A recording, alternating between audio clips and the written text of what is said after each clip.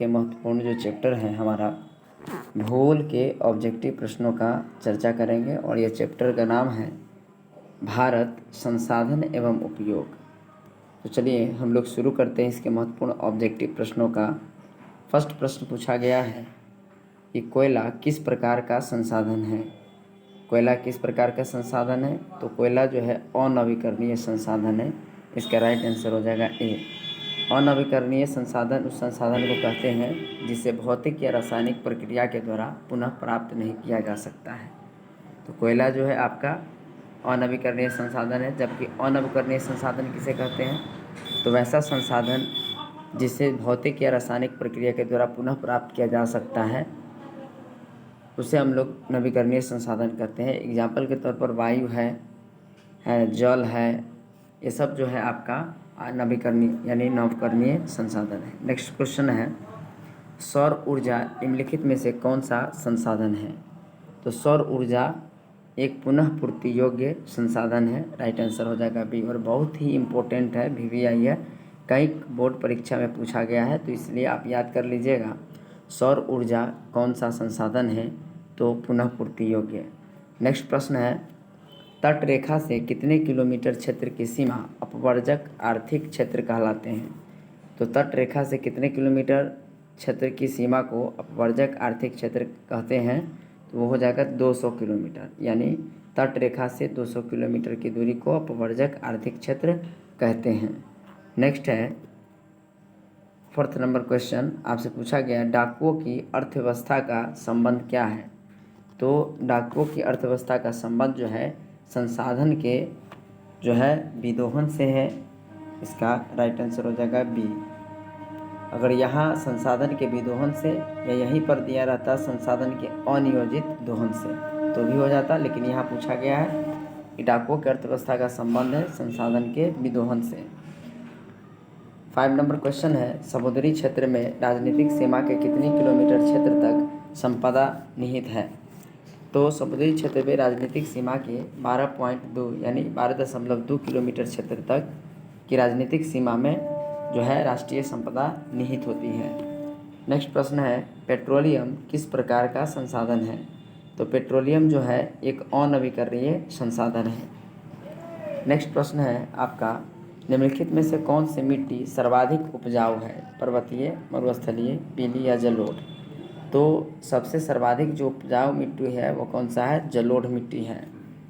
काली मृदा का दूसरा नाम क्या है? काली मृदा का दूसरा नाम जो है रेगुर मृदा है या काली कपासी मृदा भी कहा जाता है। आपसे ऐसा भी पूछा जा सकता है कि काली मृदा का दूसरा नाम क्या है? तो कपासी मृदा भी कहते हैं या इसे रेगुर मृदा भी कहते हैं। नेक्स्ट प्रश्न है मरुस्थलीय मृदा का विस्तार निम्न में से कहाँ है? उत्तर प्रदेश, राजस्थान, कर्नाटक, महाराष्ट्र। तो मरुस्थलीय मृदा का जो विस्तार है वो राजस्थान के क्षेत्रों में है। राइट आंसर बी हो जाएगा। नेक्स्ट प्रश्न है क्वेश्चन नंबर 10। यहाँ पर सोपानी कृषि किस राज्य में प्रचलित है? तो सोपानी कृषि जो है पर्वतीय राज्य में प्रचलित है और पर्वतीय राज्य कौन है? उत्तराखंड। उत्तराखंड में सोपानी कृषि जो है वो प्रचलित है। नेक्स्ट प्रश्न है पंजाब में भूमि निम्नीकरण का मुख्य कारण है? वनो उन्मूलन, अति पशुचारण, अधिक सिंचाई, गहन खेती। तो पंजाब में भूमि निम्नीकरण का जो मुख्य कारण है वो क्या है? अधिक सिंचाई है। नेक्स्ट प्रश्न है क्वेश्चन नंबर 12। कौन सी मिट्टी कपास की खेती के लिए सर्वोत्तम मानी जाती है? तो कौन सी मिट्टी है जो कपास की खेती के लिए? तो काली मिट्टी या रेगुर मृदा, इसी को ही कहते हैं, इसे काली कपासी मृदा भी कहते हैं। तो राइट आंसर सी हो जाएगा। नेक्स्ट प्रश्न है भारत में लगभग कितने करोड़ हेक्टेयर भूमि का क्षरण हो चुका है यानी कटाव हो चुका है? तो इसका राइट आंसर हो जाएगा 13 करोड़ हेक्टेयर भूमि का जो है वो क्षरण अभी तक हो चुका है। ठीक है। नेक्स्ट प्रश्न है मेढक के प्रजनन को नष्ट करने वाला रसायन कौन सा है? बेंजीन, यूरिया, एंड्रीन या फास्फोरस? तो मेढक के प्रजनन को नष्ट करने वाला जो रसायन है वो है एंड्रीन। राइट आंसर सी हो जाएगा। नेक्स्ट प्रश्न है देश के बांधों को किसने भारत का मंदिर कहा था? बहुत ही VVI प्रश्न है और आने वाले एग्जाम्स में ये तो बहुत ही महत्वपूर्ण है क्लास 10th के लिए। तो राइट आंसर इसका हो जाएगा पंडित नेहरू। जवाहरलाल नेहरू ने देश के बांध को भारत का मंदिर कहा था। ये हमारे देश के स्वतंत्र भारत के प्रथम प्रधानमंत्री भी थे। नेक्स्ट है, कुल जल का कितना प्रतिशत भाग महासागरों में निहित है? तो कुल जल का जो है वो कितना प्रतिशत भाग महासागरों में निहित है? तो 95.5 यानी डी आंसर हो जाएगा। एग्जैक्ट वैल्यू अगर पूछा जाए तो यहाँ पर हम लोग 95.5 ही मानेंगे, और यदि सीधे डायरेक्ट आपका वैल्यू रहे 95, 96, 97 तो 96 हो जाएगा इसका लगभग। नेक्स्ट है, बृहद क्षेत्र में जल की उपस्थिति के कारण ही पृथ्वी को क्या कहते हैं? तो जल की उपस्थिति के कारण ही पृथ्वी को नीला ग्रह कहते हैं। ठीक है, यहाँ पर बृहद क्षेत्र में, चूँकि यहाँ के 3/4 एरिया में क्या है, जल की उपस्थिति है, इसके कारण ही पृथ्वी को नीला ग्रह के नाम की संज्ञा दिया गया है। बिहार में अति जल दोहन से किस तत्व का संकेंद्रण बढ़ा है? तो फ्लोराइड का, क्लोराइड का, आर्सेनिक का या लौह का? तो क्या हो जाएगा, आर्सेनिक। बिहार में अति जल दोहन से आर्सेनिक जैसे तत्वों का जो है बढ़ोतरी है, आर्सेनिक तत्वों में बढ़ोतरी हुई है। क्वेश्चन नंबर 19 को देखते हैं। प्राणियों के शरीर में कितना प्रतिशत जल की मात्रा निहित होती है? तो यह है 65%, सी आंसर। विश्व की कितनी प्रतिशत जनसंख्या भारत में निवास करती है? 16%, 18%, 20% या 22%? तो इसका राइट आंसर हो जाएगा 16%। निम्न में से कौन सा बिहार की प्रमुख नदी घाटी परियोजना है? बिहार की पूछा गया है, दामोदर घाटी, भाखरा नांगल, रिहंद नदी घाटी या सोन नदी घाटी? तो बिहार की जो है वो सोन नदी घाटी परियोजना है। भारत में 2001 में कितने प्रतिशत भौगोलिक क्षेत्र में वन का विस्तार था? तो पूरे भारत में पूछा गया, भारत में कुल कितने भौगोलिक क्षेत्र में जो है वन का विस्तार था? तो इसका राइट आंसर हो जाएगा 19.27, लगभग 20%, लेकिन लगभग इसमें 19% ही मानेंगे इसको, तो 19.27 हो जाएगा। ये 2001 की आंकड़ा है। वन रिपोर्ट के अनुसार भारत में वन का विस्तार है, कितना है? तो इसका वन का विस्तार जो है 20.60 भौगोलिक क्षेत्र में है। बिहार में कितने प्रतिशत भौगोलिक क्षेत्र में वन का फैलाव है? तो यहाँ मात्र जो है 7.1% भाग में ही वन का फैलाव है। नेक्स्ट प्रश्न है, पूर्वोत्तर राज्यों के 188 आदिवासी जिलों में देश के कुल क्षेत्र का कितना प्रतिशत वन है? तो कुल मिला के 7.11% जो है वन का विस्तार है पूर्वोत्तर राज्यों में। नेक्स्ट है, भारत के किस राज्य में वन का सबसे अधिक विस्तार है? तो भारत के वह कौन सा राज्य है जहाँ सर्वाधिक वन पाया जाता है? तो वो है Madhya Pradesh, C answer. One संरक्षण एवं प्रबंधन की दृष्टि से वनों को वर्गीकृत किया गया है, तो ये कितने भागों में वर्गीकृत किया गया है? 3 भागों में। 1951 से 1980 तक लगभग कितना वर्ग किलोमीटर वन क्षेत्र कृषि भूमि में परिवर्तित हुआ है? तो कुल मिलाकर 26,200 भूमि जो है कृषि जो आपका है वर्ग जो 26,200 किलोमीटर क्षेत्र जो है कृषि भूमि में परिवर्तित किया गया है। FAO की वानिकी रिपोर्ट के अनुसार 1948 ईस्वी में विश्व में कितने हेक्टेयर भूमि वन का विस्तार था? यानी 1948 में वन का विस्तार कितने प्रतिशत भूमि पर था?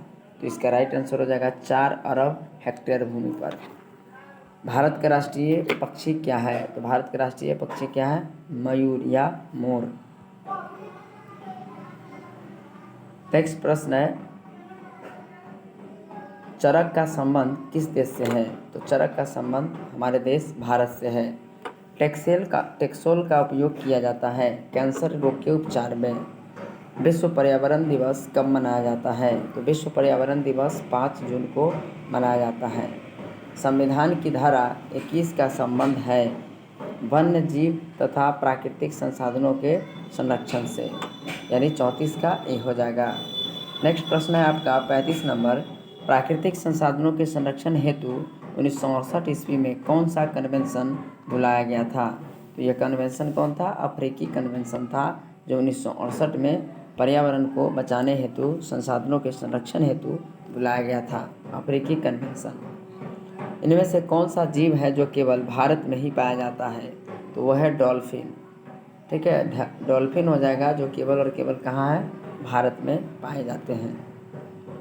नेक्स्ट है, किस खनिज को उद्योग की जननी कहा गया है? तो मैग्नीज को यहाँ पर हो जाएगा किस खनिज को उद्योग की जननी कहा गया है? तो लोहा को खनिज के जो है उद्योगों की जननी कहा गया है। 38 नंबर प्रश्न है, निम्न में से कौन लौह अयस्क का एक प्रकार है? बिटुमिनस, एंथ्रासाइट, हेमाटाइट, इनमें से कोई नहीं। तो ये हेमाटाइट है। बिटुमिनस और एंथ्रासाइट ये जो है लिग्नाइट, पीट, ये कोयला का प्रकार है, तो यहाँ हेमाटाइट हो जाएगा। नेक्स्ट प्रश्न है, भारत का सबसे बड़ा लौह अयस्क उत्पादक राज्य कौन सा है? तो सबसे बड़ा जो है लौह उत्पादक राज्य वह क्या है?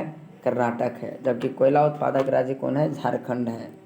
ठीक है, और तेल की सबसे सर्वाधिक पेटी कहाँ पाई जाती है? उड़ीसा में। तो इस तरह से आपका ये जो 39 नंबर प्रश्न है इसका राइट आंसर हो जाएगा ए, कर्नाटक। भारत में लगभग कितने खनिज पाए जाते हैं? तो भारत में करीब जो है लगभग 100 से अधिक खनिज पाए जाते हैं। नेक्स्ट प्रश्न है, इनमें से कौन लौहयुक्त खनिज का उदाहरण है? तो लौहयुक्त खनिज का जो उदाहरण है वो क्या है? आपका मैग्नीज जो है वो लौहयुक्त खनिज का एक उदाहरण है। इनमें से कौन अधात्विक खनिज है? तो अधात्विक खनिज कौन सा है? इसमें अभ्रक है, डी आंसर। छत्तीसगढ़ भारत का कितना प्रतिशत लौह अयस्क उत्पादन करता है? तो छत्तीसगढ़ जो है वह भारत के करीब जो है वह 20% लोहा का उत्पादन करता है। मैग्नीज उत्पादन में भारत का विश्व में कौन सा स्थान है? तो मैग्नीज उत्पादन में भारत का विश्व में तीसरा स्थान है। नेक्स्ट है, 1 टन इस्पात बनाने में कितने मैग्नीज का उपयोग होता है? तो 1 टन इस्पात बनाने में जो है कुल मिलाकर के 10 किग्रा जो है मैग्नीज का उपयोग किया जाता है। ठीक है, तो इस तरह से 45 प्रश्नों का हम लोगों ने आज इस वीडियो में जो भूगोल के महत्वपूर्ण प्रश्न थे पार्ट 1 जो इकाई 1 है यूनिट 1 का भारत संसाधन एवं उपयोग, इसकी चर्चा किए हैं। यदि आपको यह वीडियो अच्छा लगे तो प्लीज़ कमेंट बॉक्स में अपने प्रस्ताव ज़रूर भेजें, आप ज़रूर लिखें। थैंक यू, धन्यवाद।